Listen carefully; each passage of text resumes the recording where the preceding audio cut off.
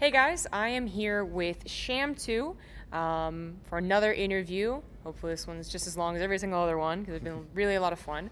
But because I think more people might not know you than some of the other guys I've cast or interviewed with so far, can you briefly explain who you are and what you do?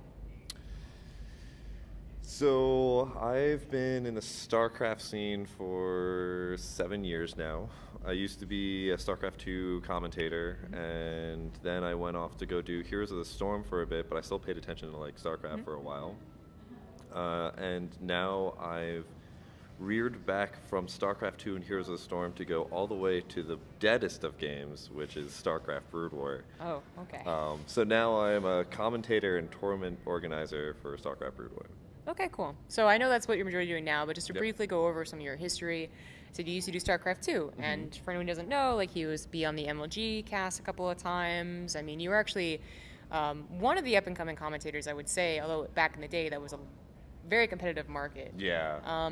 What made you, like, what do you think caused you not to ever, like, quite, or, ascend to that level of always being invited to MLGs for the main stage, and what made you move over to Heroes? So two things I think happened. One, I kind of got complacent because I figured that I had done like IPL 5 for the B and C streams, MLG WCS for like a week, and people thought I was like a big hit. And I started to get complacent, and I was really arrogant back then too. Like, I'm not gonna lie, I was a little not great person back then. I got a little bit arrogant when I was just like thinking that, oh, people will invite me and everything. Okay. And it never really happened, and I stopped doing smaller casts, and I think I just kind of lost visibility. But that also kind of also happened because I had started to fall out of favor with how Heart of the Swarm was kind of ending up. I was really like not a fan of how the game started to play out, and I lost like as a single player, like as a person playing multiplayer. As a player myself, I just didn't really keep in the game. I think Terran at that point changed a lot. Yeah. It made me not really like playing the game anymore.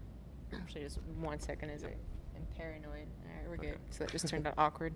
It did change for certain, but I mean that was also Heart of the Swarm was also one of those times where if the game wasn't great, Brulin Infestor was killing a lot of people's passion. So it's like if Heart of the Swarm wasn't actually the best thing in the world, they were just like, well, now it's difficult and it's different. Yeah. Like, so I guess I'm gonna piece. So did that really affect your passion, I guess, or was it more of the other things you were talking about? I think it's both. There wasn't really a drive for me to go pick up new things because I didn't really like casting the game. Because if it got into that weird like 20-minute area, like then in Heart of the Swarm it became a 50-minute long match. Yes. Yeah, I did. So I didn't really have the drive to go picking up things, and I kind of also had the arrogance of like, if people wanted me, they're going to come talk to me. I've since learned quite a bit from that, and Yeah. when I moved to Heroes of the Storm, even though I started getting more Blizzard kind of things, like Blizzard would reach out and be like, hey, we want you to work on Road to BlizzCon and stuff like that, I still kept working really hard. It got really interesting though because I was working for a competitor for Twitch, and so like getting to stream the things that I wanted to stream became interesting.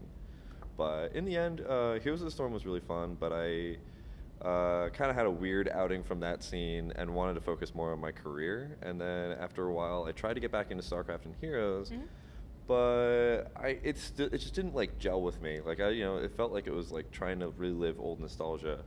Okay. And I thought about how my best friend since before kindergarten even has always been a Brood War enthusiast, and I saw that he was still playing, and I was just like, let's get back into that. And that's kind of how I got back into Brood War. Yeah, I guess we didn't really go before StarCraft Yeah. 2, but you were into Brood War before StarCraft 2? So I've always been an RTS person. I played like Command & Conquer Generals a lot. And then I kept following the EA games for a while until I kind of got fed up with the fact that EA kept making new games before they finished their old ones. And so my best friend had become interested in CSL at the time for StarCraft Brood War. Oh, okay. And so he had always been playing Brood War for a really long time. And so I went up to him. His handle is Python, but I was like, Alex, like, I need an RTS. And I know you've been playing Brood War. Teach me Brood War. Okay. And that started off me getting back into Blizzard games. When was that? Did you start getting back to Brood War? That was 2010, I want to Oh, say. okay, so kind of in line with StarCraft Right before 2. StarCraft 2. It was like 9 months okay. before.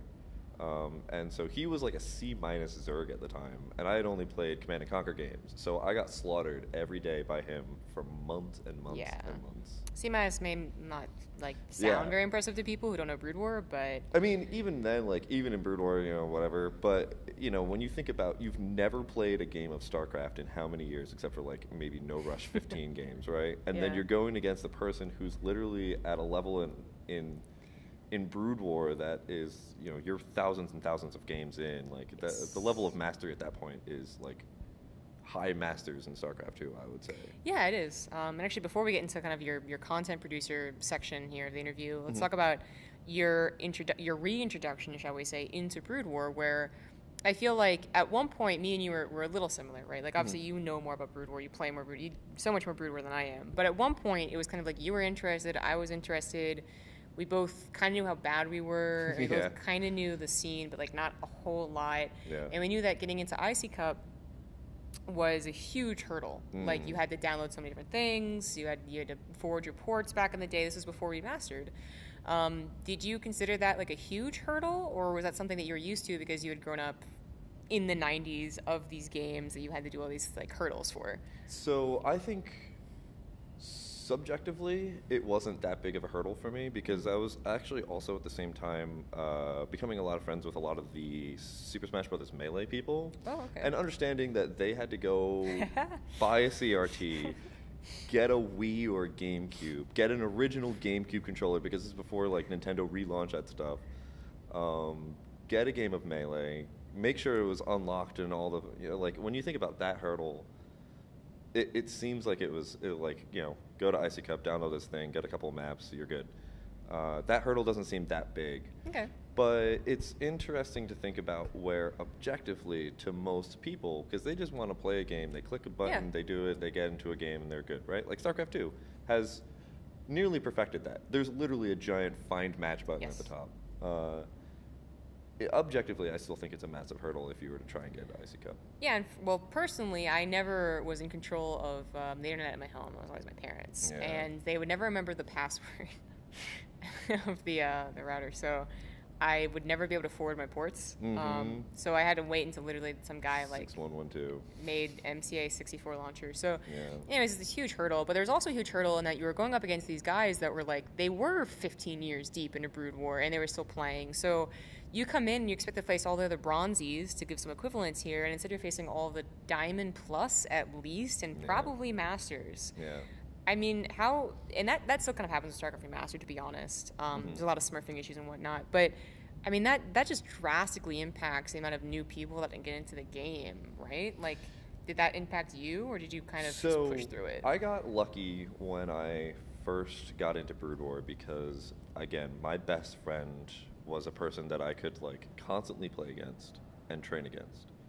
Now, that said, this is the glory of StarCraft, right? Like, you've been working on something for, maybe a couple of days, a couple of weeks, a couple of months, and finally you, like, are able to nail it, right? 3 months in, I could not survive up to 9 minutes against my friend.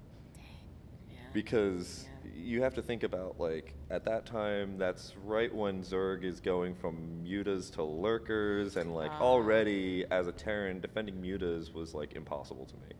And so I would play him anywhere between, like, 2 to 10 times a day. And it was just, like, just getting so ridiculous. And I never actually beat him, I think, until literally when I came back to Brood War, and it was last year, and I had gone into, like, a ridiculous, like, what is that thing from Dragon Ball Z? The time... Hyperbolic time Yeah, chamber. the hyperbolic time chamber, and studied like crazy and was able to finally, like, take him down. That's amazing. But that is, touching briefly on just the difference of StarCraft 2 versus Brood War in the sense of accomplishment. Like, there's a ton of differences we'll probably touch on later, but in the sense of accomplishments, I know personally I enjoy practicing build orders in Brood War versus AI more than I ever do in StarCraft 2 because I'm always battling the AI. Like, it is not just, the AI is literally doing nothing to me. I'm just going through the motions. It was, I placed that supply depot off and now everything's ruined. Like, Yeah. you really get a different sense of accomplishment. Did you really feed off of that? Yeah, I Okay. did. When you start to understand, like it comes back to my point where it's just like you get that weird euphoria when you finally are able to nail that one thing that like you've been working on. Literally, just doing basic build orders in Brood War Yeah. like is such a challenge that I would get that. I remember I was playing and I remember the positions perfectly and I remember exactly what was happening. I was doing a barracks expand against a Protoss player. This must have been a year ago. Okay. And it was on Circuit Breaker. And I was doing a barracks expand, and I literally just had gotten to this point where my fingers were just moving like a piano on the keyboard, Oof. like hitting that point where you're just about to deploy your third command center, and you're moving now into like 6 factories, etc. Like my fingers were moving like a piano on the keyboard, and I was just nailing every single part of the timing. Mm. And I was just like, I had this weird like out of body moment where I'm like, oh my god, like this is it. This is what I've been working on for so long. And then Perfect. like soon after that, I think I got like recalled and lost. But Yeah, of course. it's that like you realize how to move an SCV around your bases. Yeah. It's the hardest thing until you finally get it, and then you're like, oh, okay, that makes sense. And then sometimes I'm still like, my SCVs are rioting against me. Yeah, exactly. There's so many things that fight against you in Brood War. There's so many things to perfect. There's also so many, in my opinion, things to talk about because, of course, the observer interface is not what it's like in StarCraft 2, but also the game is just not what it is with StarCraft 2. Yeah. The amount of tiny details that you learn in Brood War, I think, far outweighs what you do in StarCraft 2. Don't get me wrong. There's a ton of, beneath the surface things in StarCraft 2, but it's like, I feel like if you know a decent, like I know an okay amount, but really nothing impressive. But if I talk to people that are newbies in Brood War, they'll be like, oh, really? That's an amazing thing to learn. I'd never known that. And if I talk to people that know Brood War, they're like, I respect that you know that. Yeah. Yeah, okay, respect. Like, Yeah. But it's just, it's not quite the same in StarCraft 2. It's, and I think that's just because StarCraft 2 has constant patches, constant changes, etc. We never have had a chance to really min-max every little thing in StarCraft 2. Like, as a community, like, we've never been able to have the stability where we don't actually, like, take a couple of months and pause and figure out, oh, well, if a Zerg is attacking, blah, blah, blah, this little thing, blah, blah, da, da, da, da. In StarCraft Brood War, like, the game hasn't been touched since, what, 2003, I think, was the last patch? 2006? No, 2003. Oh, really? 2003, Okay. 2003. Okay. Where they changed carriers from being, like, 8 to 6 supply or something like that, right? Like, the game hasn't been touched so long, so it's become so incredibly, ridiculously complex, where I was trying to describe Teal Monk, Kevin Dong, who works for Blizzard. He was he was doing the tournament inside Blizzard. They had it inside like StarCraft Remastered tournament, and he was asking me questions about TVT, and I had written out 3 paragraphs, and I hit enter, and I realized that all I had described was the moment when the SCV gets into the other Terran space. That's it. Like, I'm like, if you see 2 Marines, blah, blah, blah, blah, blah, da, da, da, da, da, da. If you see 3 Marines, maybe 4, then you're going to be potentially seeing blah, blah, blah, blah, blah, blah, blah, blah, blah. If you get in, but the refinery is at this situation, it's just like, it's like, and that's where StarCraft Brood War, has that depth, is because it just hasn't been touched in so long that literally people have figured out every possible variety that's ever existed. Tiniest little thing. I mean, you talk to some of these, well, you get translated interviews with some of these Korean pros, and they're like, well, the Marine wasn't in the right place in his natural. And just like, it wasn't his natural. And he's like, yeah, but it wasn't in the right place. And it's like, okay, I guess that does it. My favorite was they did the whole entire interview about Flash rebuilding the 111 build. Mm-hmm. And literally, they were like, so what makes yours different from, is it Lasts, I want to say? I forget, my brain is awful with names. And Flash literally says, so he gets his refinery at 11 supply. I get mine at 12. And I think that really sets the tone for the build. And I'm like, that's 1 supply difference. Like, Yeah. I mean, obviously those timings matter, but like you think about like that is what to Flash sets the entire build differently. Yeah. Oh, it's pretty crazy. But I think through this last little section, we really got the idea that you're very passionate about Brood War now. You obviously got really back into it. You've learned a lot. You've actually been studying it, and now you produce a tournament. Well, you produced it for a while, but have at you. Yep. So what made you start that, and how do you think is it a success? So, Have At You I started about last year because there just were no tournaments in Brood War that had money, and it was associated with really like the greater community. At the time, I was putting I think $100 in, and for the first 5, I think it was only that $100. After that, I started allowing for Matcherino donations, and we started getting like ridiculous. My reason to hold the tournament was because I was getting so many donations because people were so starved for like any tournament. It was crazy. And people were getting really heated over this $100 tournament, which to like StarCraft 2 is like, yeah, $100 tournament happens like every day. But it was so clear to me that the scene was so starved. My friend Damon, who is one of the co-owners of Psystorm, also started holding his own Filthy Cup. And so together we started bringing a whole bunch of money into Brood War. It was really also because I was just like, there's nothing to cast. I kind of want to cast something, and I want to cast Brood War, and it's a really interesting game, so I was just like, yeah, I'll just start hosting my own tournaments. That was the best reason for anyone, I think, to start casting. So they just wanted to do, or producing tournaments, they want to start casting. So just a very general question, but do you consider it a success? Yes, especially with the last one, which you helped co-cast, because now we are... Have At You has made waves that in the Korean community, which all these people who are like between the two communities are now like, hey, by the way, this other Korean person is now interested and probably going to join the next Have At You. And I'm like, oh no, oh no. Now, luckily, if you haven't seen it, spoilers, but in the last Have At You, we had a ASL level Korean Zerg player get knocked out by a Peruvian Terran. Because if that had not happened, I would not have the we can make gods bleed kind of like ammo, because the foreign scene, the last time, okay, so I held this tournament last year for I think 12, I had 12 iterations of it, and then Team Liquid decided to hold their own tournament, and I was like, finally somebody's like holding another set of tournaments so I can let go of mine, but then Team Liquid stopped holding the tournaments randomly. So I reopened up Have At You. The last time I held these tournaments, there was 2 30-page threads in Team Liquid about whether or not Koreans should be allowed in my tournament. Yeah. And so I consider it a success because more Korean players are coming in, and not only that, but they're getting knocked out in my tournament by foreigners. And I'm like, that's a success to me. People like my tournaments, people come in, they fight, they get charged and passionate about it. Now sometimes that passion it's a bit much to handle, but you know, like every time I get a whole bunch of praise from the Brood War community, which, you know, as a new person, and it's I think that's really hard to get, actually. Yeah, I was gonna ask. It's good to hear that you consider it a success, but like, what was the initial reaction when you first started doing this stuff? The Have At Yous. So again, the initial reaction was, why are you letting Koreans in? Because at that time, Scan was a player who was between foreigner and Korean scene because he had lived in the U.S. for so long, and he streams a lot on Twitch, and he speaks a lot. He speaks fluent English, etc.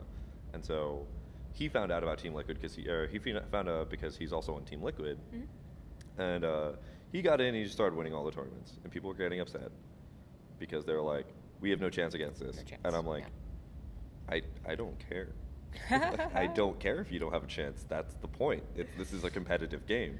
I would have no chance against you. You have no chance against them. That's how this works. And I'm like, this is my tournament. I want to open. I want to see, like, I want to see good games. Yeah, of course.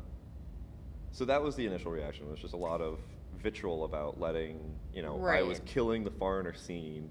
Okay. Yeah. That's a bit much. But, but with the idea that you were a new caster, no one really knew who you, like, no one even, I mean, did you even really know that much about Brood War? Did people accuse you of coming in for the, I guess StarCraft Master actually wasn't even being talked about when you made those, so it's not like you were coming in for the popularity. Yeah, I mean, there was rumors that Remastered was coming around, and I had just got back into Brood War just because I needed a game. I didn't really, like, everybody had been talking about the rumors of Brood War Remastered for God knows how long, and so I was just like, I'm not going to hold it with any water. Yeah.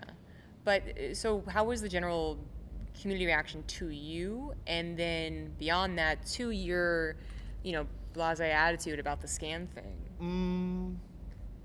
I mean, a lot of it was, oh, newcomer, oh, you don't understand the history and all that kind of stuff. And I'm like, I don't care about the history. Like, blah, blah, blah, blah, blah, history repeats itself. But, to me, it was more just let me do my thing and let's see how this works. A lot of people were a lot of people praised quite a bit. But at the same time, I also ran into a lot of people who were very negative towards me just because I was new, just because I didn't know what I was talking about.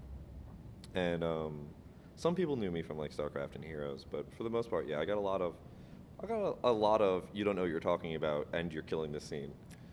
Damn. Yeah. Just once again doing that awkward check thing. Oh, cool. I timed it out right. Wait a minute. No, I didn't. Yes, I did. Oh. All right. Cool. But yeah. So, and that's another point that I want to kind of bring up was that is the general conception of the Brood War scene, is that there's the elitism, which isn't necessarily inherently bad, but of course elitism usually has that negative overtone where like it's not just that you want a certain standard, it's that you push away anything substandard. Do you think that's improved? Do you think that's also a barrier to entry for Brood War, or do you think that it's a misconception based off of people only slightly getting into Brood War? Like, if they really knew Brood War, they would realize there's a ton of people that are actually very nice. I think if they really knew Brood War, they would find that there's a ton of people who are really nice. There are a couple of bad actors in Brood War, and a couple people who try to like throw their weight around. And I think in a lot of ways,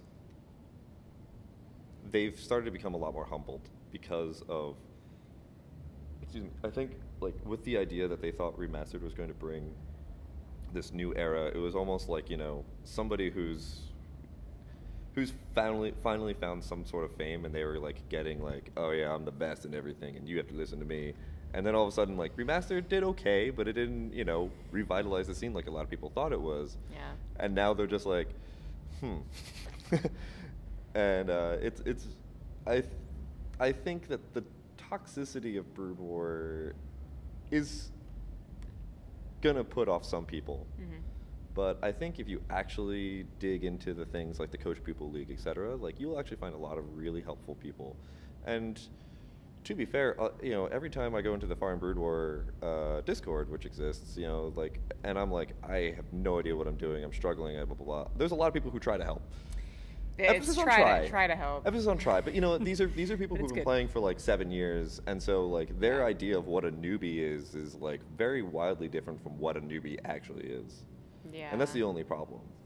Yeah, we talked about this a little bit on the cast, but just like it happens that everyone gets in a discussion about what really is truly best when you're just kind of looking for like a, hey, mech is what you do against Protoss, like you come in as a total newbie and they have so many things to say because it's such a complicated game.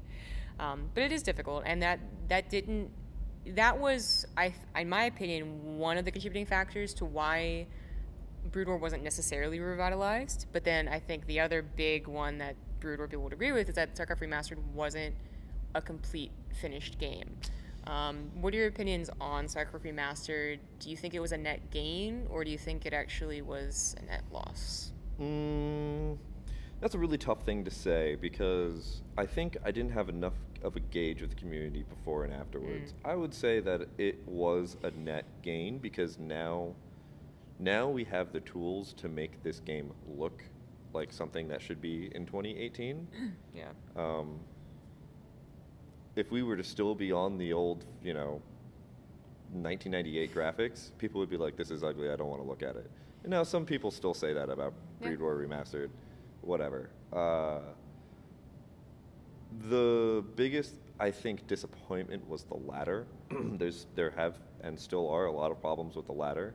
And to be fair, I think I, myself, still pin so much on the ladder. Like, we didn't have the ladder last year. Like, literally a year ago, it didn't exist.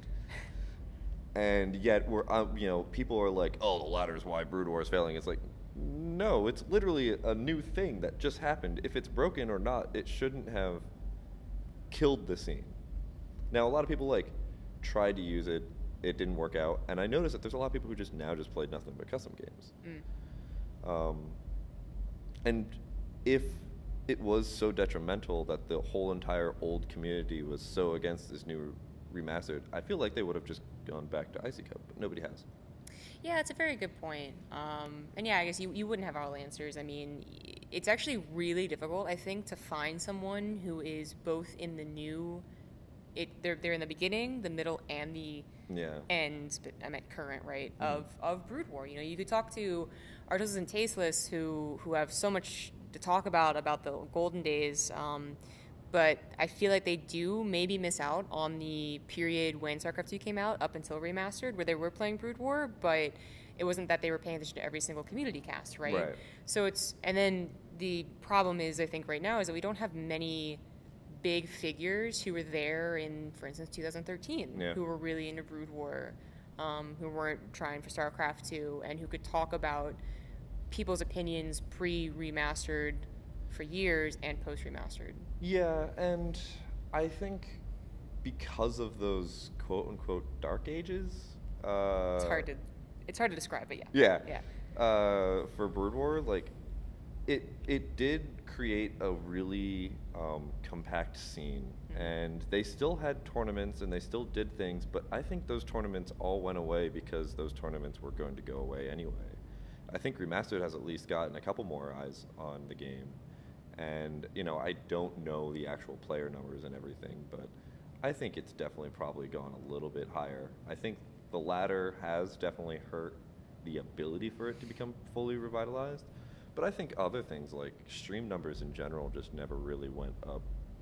Yeah, well, there was definitely a period where it was the good thing to do. I mean, even my YouTube numbers went up when I did Remastered, especially if you're allowed in the beta version. Right.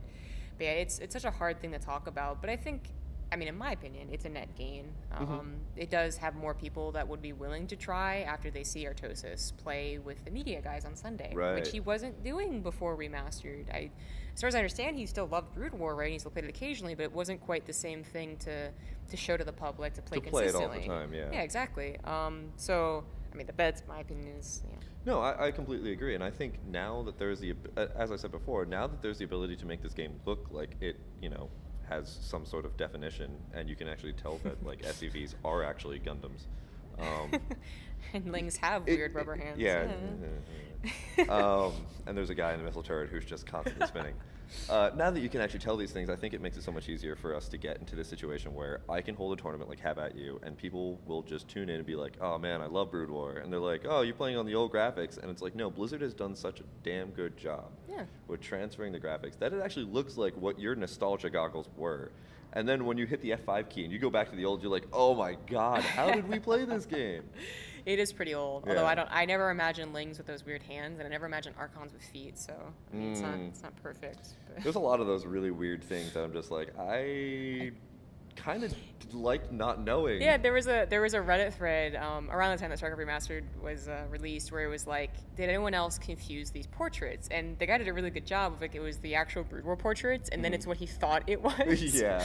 And it was like me in real life, right? Like I agreed with everything. It's just so silly how, well, of course our imaginations take control when the graphics were that bad. Yeah. Tomb Raider was the hottest, Lara Croft was the hottest girl, and she had like 16 bits. So. Yeah.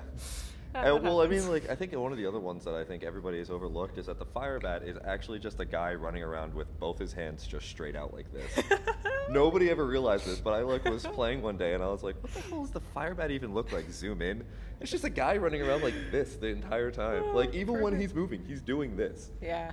I'm like, all right. I wonder if I'll have the same effects in StarCraft 2 in like 20 years. Just like, you know that Reaper, like, just like the dumbest looking unit? Like, I don't know.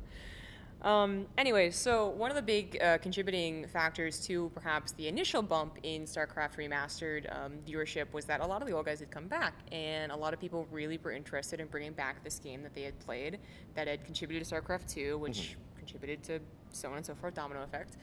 So they had a lot of events. We have the SC20 events that happened with Brood War. We had the just remastered events in general with the guys, and you were a part of that. So I actually want to ask a little bit about how you got involved first. So I work at Twitch, and I had already been running the Have At You tournaments at that time. Machine Bryce Bates, who also works at Twitch, was starting to put these things together and knew that I was involved in all this because I just kept posting. We have a internal Slack, and we have a StarCraft channel, and I would just keep posting my tournaments again and again. Even though everybody was like, dead game, and I'm like, we're in the StarCraft channel. We're all in dead game. But anyway, so I kept posting about it, and I guess through the fact that I kept casting and observing all of my own tournaments games, as well as other tournaments, it seemed like that I knew how to observe. And so I was in SF, the SC20 event was in SF, and they were like, we need an observer. Hey, like, Sham2, dude, I know you've been working on this stuff. Do you want to, like, come help us out here? And I'm like, yeah, sure, I can do that. Now, granted, at the same time, I was like, oh my god, I'm going to be observing an official event. I'm a professional observer now, which was weird, but that's how I got that. Okay, cool. So you do the events. This is one of the first times you truly got to hang out with the these guys, Hystertosis, and Control, Red, so on and so forth, right? I mean, like, I've kind of hung out with them here and there from events beforehand. Okay. I think I met Artosis a little bit earlier through Heroes of the Storm. Ah, right. Same with Tasteless. It was like one of the BlizzCons. Like somehow I got mingled into like their posse. And then like Sean actually comes by the Twitch offices every once in a while because, like he just is right there in the Bay Area. And so, I've hung out with them a couple of times. But this was like a much more intimate situation than I had ever really kind of hung out with them. Yeah. And you are in that, so I talked to some of the guys that are into StarCraft too, right? That they're casters, and we all have that, we were fans of them, and then we're actually working with them. So there's always a little bit of like that, like, oh, I like my heroes. But for you, they are going back to this game that they were playing 20 years ago, and they have by far the most knowledge of the Western scene and the Korean scene of the Westerners, I guess. Sure. That it's even more, in my opinion. So you get involved with these guys who have known each other for so long, who talk about these games they played 15 years ago. Did you feel like a bit of an outcast? Oh, yeah. Oh, most certainly. There's actually a tweet that Wax Angel, a.k.a. Saint Snorlax on Twitter, shot at me with a reply. And I forget what I had said, but it was I think I said something along those lines where I was like, man, this it feels weird to be like on the couch, blah blah blah. And then Wax sent back this reply that was, because you're not like, you can never compare to the 4 best friends sitting on a couch. Like, you're not part of that clique, and it's true, and I'm fine with that. But in the same way, that does really highlight why those events worked out so well. Was because they had 4 best friends sitting on a couch, making jokes, watching the game that has made their career. Yeah, and it's no coincidence that these guys they aren't just who they are now because they were in the scene for this long. They actually just have larger than life personalities. Yeah. Like you think you're learning the game, you think you're learning how to observe, you think you're learning how to cast, and then you also learn just how to be a personality. You're just like, how do you even do that? These guys just do it, and anyways. Yeah. I'm a bit rambling now. So. No, but it's true. I mean, that's like one of the interesting things about those people, right? Like those people. Is that not only are they like the typical really good gamers of old, but they have also like grown up and become personalities. So many gamers are just like, you put them in front of a camera and they're like, hi, yeah, I played the game and I won it. And it's like, yeah, we got that. Put some more spin on it. Yeah, well, he did that build, I did this build, and it just worked. And it's like, okay, cool, great. But, now you have these 4 people who not only can do that, but they can also, like, make you laugh your ass off. Yeah. I was observing this event. If you go back through the VODs, you will see moments where the mouse cursor is just jiggling because I was laughing so hard. And I was trying to like click the mini map, and all of a sudden, like, Dan said something stupid, and Jeff caught him on it, and all of a sudden, I'm just like shaking uncontrollably like this in the background, like trying to click. It was such a it was honestly one of my favorite events to ever work, and I always want to be the caster, right? But even just being there was worth it. Yeah. Being part of it. I mean, it really was a once in a lifetime kind of experience. Mhm. Do you have any like favorite funny stories from those events that you can tell? So the recent one that we just had not too long ago, we're sitting at dinner, and this is the one that was the StarCraft 20 like anniversary event where they like, invited a lot of people. Where they to the invited documentary. yeah, a lot of people, right? So we're sitting at dinner, and it's I'm trying to remember it's LZ to my left, Okay. Bryce and someone and Rhett, right? And we're all sitting, and there's this big long table, so like this is the only group that could really and Bryce is like yeah, but my muted control is better than yours. LZ's like, it's not a question. And LZ's like, no, that's definitely not true. And they're like going back and forth. They're kind of getting a little bit heated about it too. Muted control, not anything that matters in life. Muted control, right? Uber, though. Yeah, I know. But to Brood War people, right? And then so they ask Rhett, and Rhett's like, no, I always like LZ's like muted control better. And Bryce is like, wow, how are you gonna do me like that, man? Like, right? So they're getting like really heated about this, and they're like, okay, we know what we'll do. When we get out of this diner, we're gonna go outside, and we're gonna ask Greg Idra. We're like, Idra will like definitely be able to break this, right? Because that's like 2-1 right now. And so, in the most Idra way possible, they're like, all right, Greg, with no bias, who had better muted control, LZ or Bryce? And Greg goes, they both had terrible muted control, so it doesn't really matter. And it was just like, they're both like, we should have expected that answer. Yeah, I don't know why I didn't expect that. But then all of a sudden he goes, but LZ's was slightly better. And Bryce, down in the middle of the street of San Francisco, breaks down and yells, no! It was such a great moment. That's a perfect Idra moment. He's one of those guys that I always wanted to meet again. I guess technically I met him, but no, not as much as I would have liked. But he's a funny guy. Anyways, so talking a little bit about the general Brood War scene right now, or actually for the little kind of like near future, do you anticipate that you'll stay in this Brood War scene for quite some time? Or you really enjoy the Have At You? Suddenly the Koreans are joining. Is it a scene that you see yourself sticking with as a hobby, I suppose, right? Yeah. For years to come? Yeah, I think so.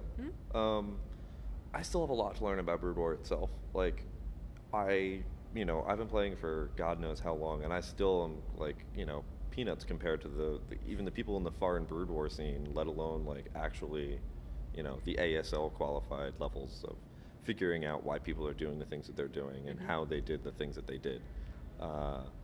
And that level of infinite knowledge is really what I love. Like, so for my real job, I'm in tech. And the reason why I'm in tech is because there is just always something to learn. You'll never be able to succeed and be like all Mr. Techno, all-knowing.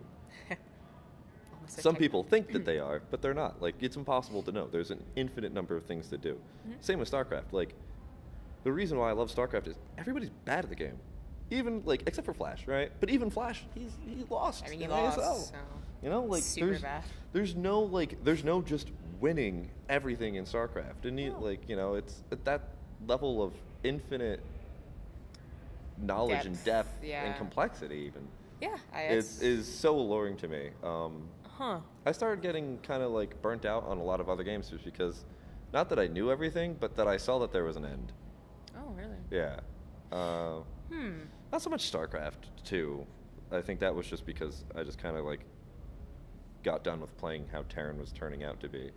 But like, Heroes of the Storm, I kind of started getting into this situation where I was like, I don't see this game getting really strategically deeper because they keep making it less in patches, which is kind of something that kind of started to bother me. It's one of the reasons why I was just like, yeah, I'm fine with getting out of the Heroes of the Storm community. I agree. I think StarCraft as a whole, both 2 and Brood War, have just shown the test of time by having people continue to love it. I mean, I feel like, Age of Empires also has this extreme depth, and they never reach the same popularity, but that's why you still have people that post tournaments. They just like, there's still so much to learn. But as current, it kind of brings me to another conversation, which is you've been through a lot. You know, you were in Brood War, then you were a pretty legitimate caster in StarCraft 2, then you were a really legitimate caster in Heroes until things happened, and then now you're back to just being a Brood War caster, but this is where you're really enjoying life, right? But what are your thoughts as someone who's been through like the waves and rides and just seen the outcome of Twitch, now literally working, right, on general esports right now? I mean, are you one of those guys who's kind of like, you know, the old guy who's like, oh, Fortnite is the worst esport in the world, or do you actually enjoy the way that some developers have taken to esports? Like, they push their games to be esports. I enjoy what esports is becoming.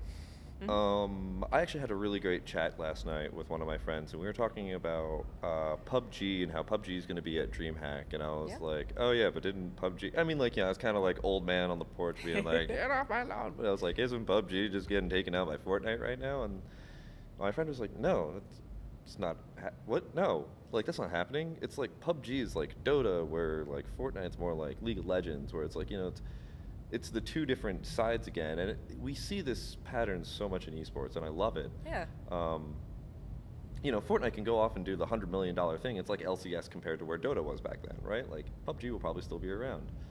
OWL now, you know, Overwatch League is trying to legitimize the whole entire esports organization, and that's awesome. I'm really interested to see what happens from that. Yeah.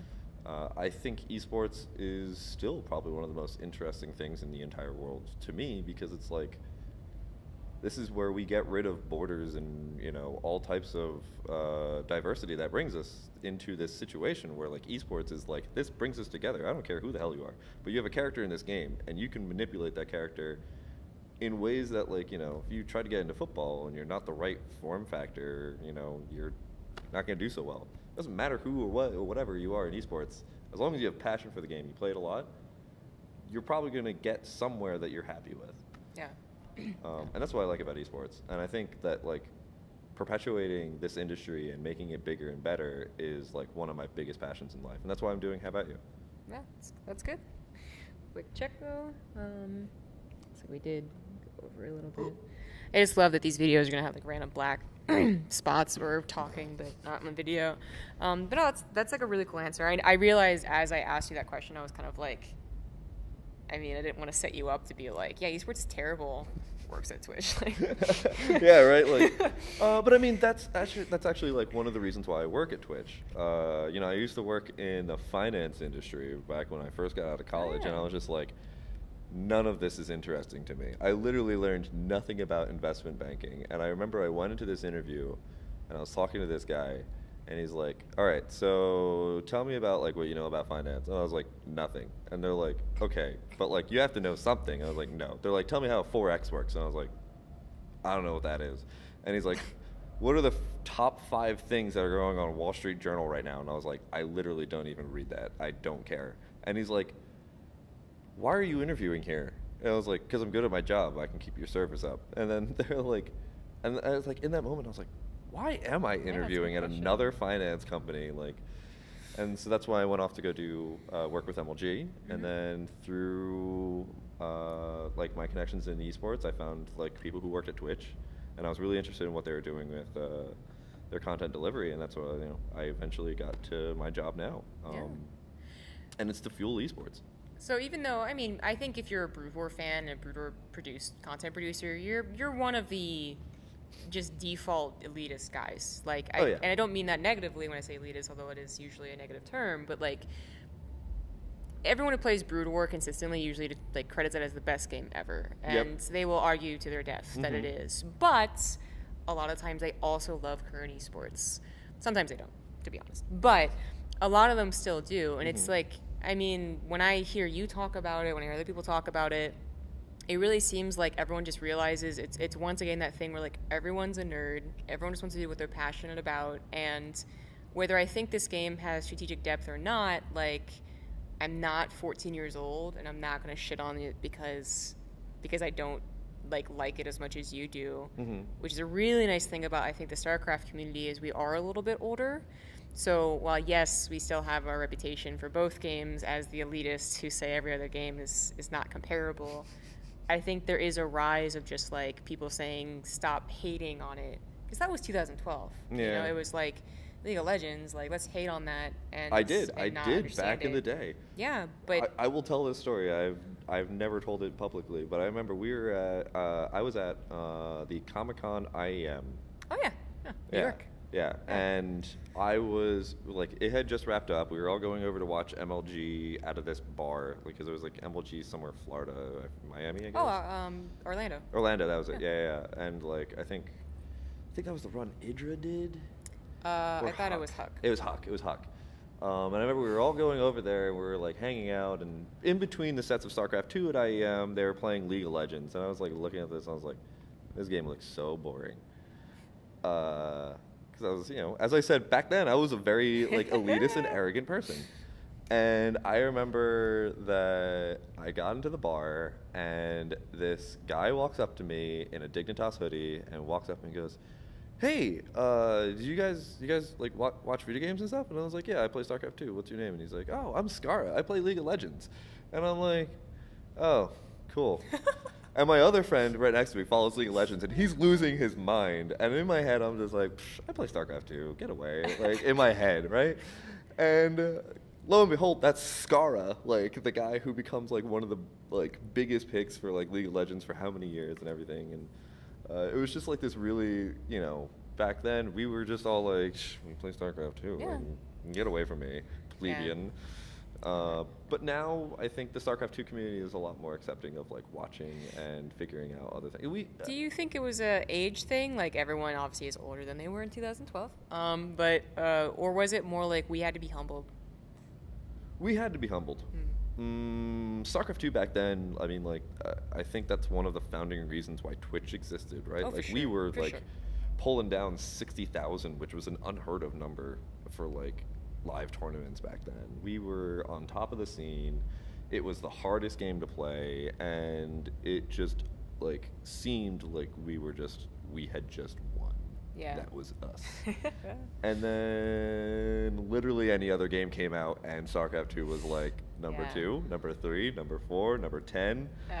Yeah. And not only that, but I think a lot of people just started to realize that StarCraft 2 wasn't, you know, the only game out there, right? Like, I'm playing Yeah. Sea of Thieves right now with StarCraft Brood War. Like, Sea of Thieves, which is, like, you know, one of the, like, simplest games ever, and then I'm also playing StarCraft Brood War. Like, I'm thinking along with you basically, but like I would also contribute some of this to the growing standard that has become esports. Mhm. Back in the day, it was the Wild West. It was the Wild West in StarCraft. It was the Wild West of esports, like entirely. You had Yeah. people that were still getting paid $200 for a 3-day event.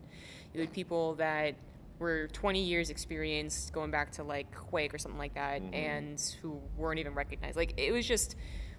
There wasn't a good initiative to like actually make it professional, make it a business. And now with the Overwatch League, with Riot doing its LCS thing, like there is a big push that we're no longer just different games, in my mind anyways, that we're no longer just different games. I learn a lot talking to different people of different esports about their business models, about how they negotiate as freelancers. Like, oh, yeah. I really felt like back in the day it was my event, my game, my career, like fuck everyone else. Yeah. And now it's like, okay, that's not gonna work. Mhm. You're gonna get outcast if you believe that. So it's our event, our games, our careers. And like, you know, that existed quite a bit in StarCraft back in the day, right? Like, Mm. we were all like, no, this is mine, and you get away from it, and we were being very, standoffish with even, like, one another, like, as casters back then. Yeah. Like, all the amateur casters back then, like, even in Playhem, there was, like, some people who were very standoffish, even though Playhem was kind of, like, a weird family of casters. You know, there were some people who were standoffish. There was just like the other amateur casters at the time that were coming up. They were very standoffish with each other, and you know, everybody was very, this is my territory. There's no way that like I'm gonna get the niche that nobody thought about, and I'm gonna like blow up and become the next, you know, Artosis or Tasteless. And then as more games came out, we kind of started to have to huddle together, and then I think at that point, that was when more of the barriers started to break between the games, because I think at that time that was also when like League of Legends was this game that like all the talent was new. Like Yeah. they didn't really come from anywhere. They just Yeah. were new, it seemed. And so That's they true. just started asking questions to people, I feel like, and it just like it started being like a lot more of an information share. And then I think that just exists now. Like we all haven't realized that as an industry we can grow it if we all actually just share our knowledge, and really share like Yeah. a lot more of the information about like how to not get messed up in a contract and all that Yeah. kind of stuff. Yeah, for sure. It's becoming more legitimate, and I Mhm. feel like it's becoming more of a global, not global, but like yes, global, but community effort to push esports forward. So, but like I think it's interesting balance because you have been in so many different ways of so many years. You've been in different games. You've been in different like famous levels, let's say. You've been in different negotiation levels, and now Yeah. you're back to being kind of a hobbyist that works at a platform that Yeah. literally does esports. So Does esports? yeah, well, that's what you guys do. So I think you have a very interesting perspective on these things. Yeah, and to be a little bit more vulnerable at this point, like I've always kind of like regretted the fact that I've kind of jumped around in so many different ways, because I look at my friends who stuck with Smash for so long, and now they're all like they blew up, and Yeah.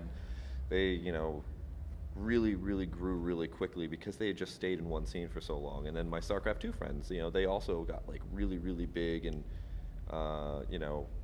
casting WCS and all this stuff, and it's like it's awesome, it's great.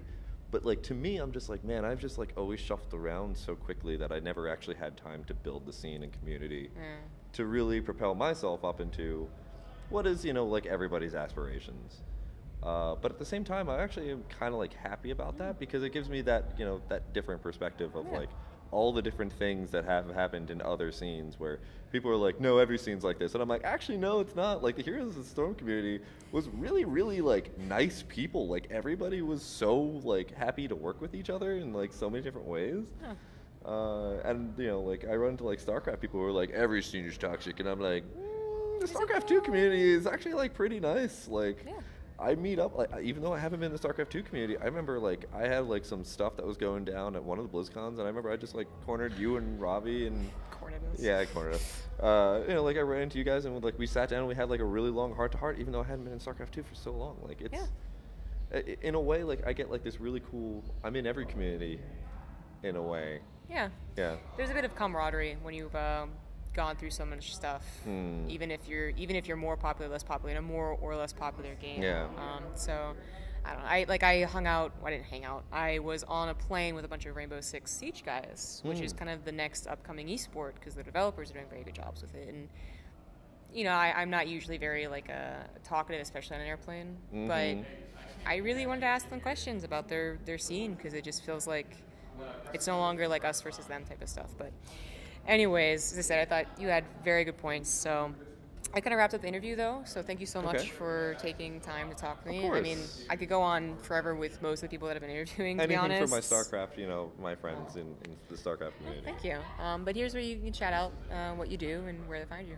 Of course, I'm on Twitch.tv and Twitter and all that. I don't know why I said Twitch.tv in that weird It's way. like very specific. But Yeah, you it didn't was slash. Twitch.tv/.